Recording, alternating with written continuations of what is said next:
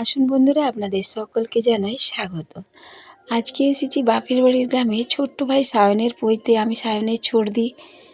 বহুদিন পর এরকম একটি পৈতে বাড়ি নিমন্ত্রণ পেলাম। কি ভালো লাগছে।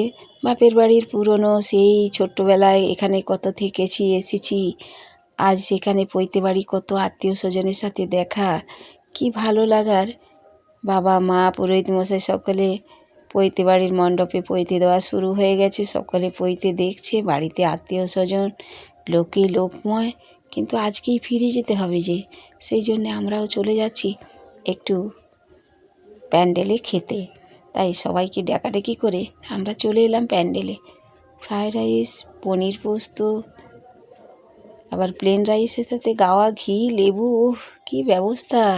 বহুদিন পর এরকম একটি পৈতে বাড়ির নেমন্ত্রণ খাচ্ছি।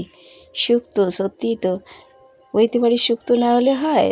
দারুণ সুস্বাদু এই শুক্তো রান্নাটি, বহুদিন পর খেলাম।